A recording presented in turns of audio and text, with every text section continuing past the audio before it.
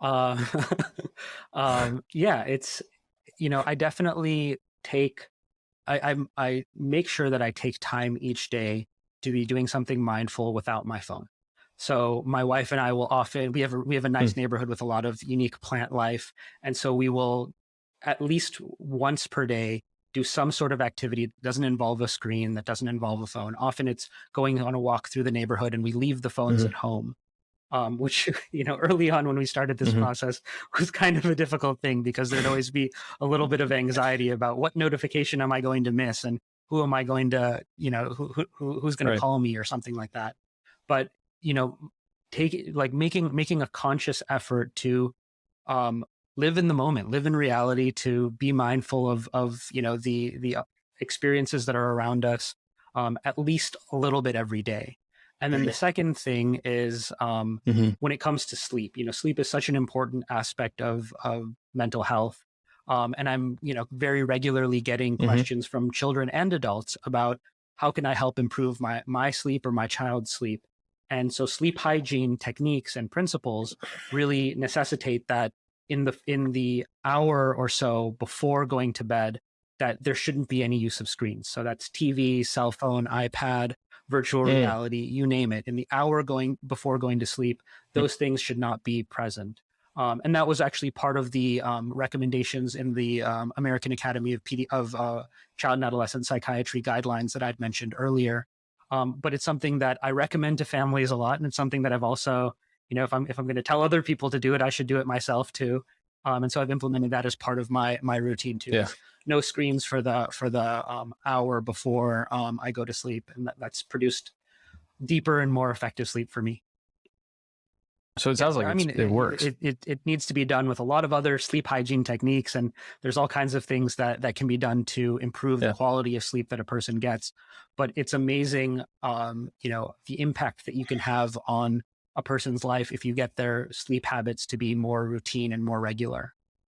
Do you know if like what's the physiology, like what's actually going on when you're looking at a screen before you go to bed? I don't know if that's Yeah, so known, I'm I'm but I'm I'm yeah, definitely not an I'm expert on curious. this, but my understanding is that it has to do with the type of light that the screen emits, and that's why things like blue light glasses that Huh. filter out that blue light that tends to be the most activating.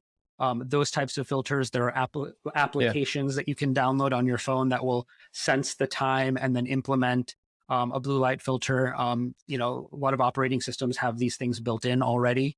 But these are some of Hmm. the things that we know about how light affects us. Ultimately, people have a biological circadian rhythm, a way in which their brain is designed to Yeah. respond to different stimuli, and it's really based off of the sun setting and what it is like, being outdoors as kind of primitive humans were. And so we have in our modern world, we've created these artificial lights that make us think that the sun is up when it's not, and then they can make Right. changes to our internal circadian rhythm that can be problematic.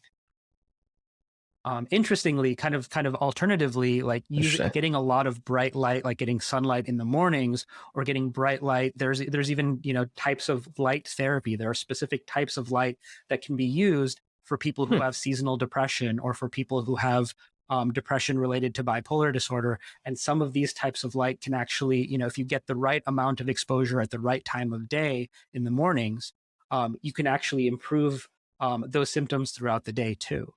So there's a lot of really interesting things about light in the beginning and end of the day that can definitely contribute to a person's mental health.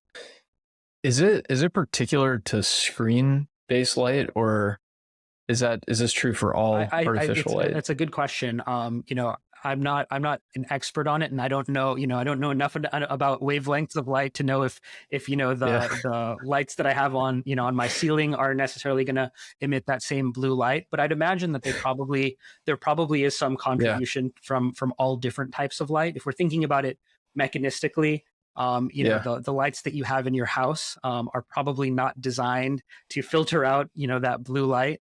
And so I'd imagine that any kind of light can really be contributing to this. But what I know from the evidence is that when we're talking about things like bipolar disorder and seasonal affective disorder, there's a particular type of bright light that, when used in the morning, can be therapeutic, can be really beneficial. And that's not true of every type of light. So your average light in your house is not necessarily going to produce that same effect. Right. These are the sad lamps, Yes, exactly. the seasonal affective disorder. Yeah. Interesting. So what you're saying is we should shut off the electricity before sunset. I don't know if we have to go that far. I think for most people, even taking a pause from electronics for 30 minutes before bedtime is a massive accomplishment, because we are so tied to these dopamine devices, and so it's really it's a hard change to make, even for someone like me who is who studies this and makes this recommendation to people on a daily basis. It's really it's a hard thing to do.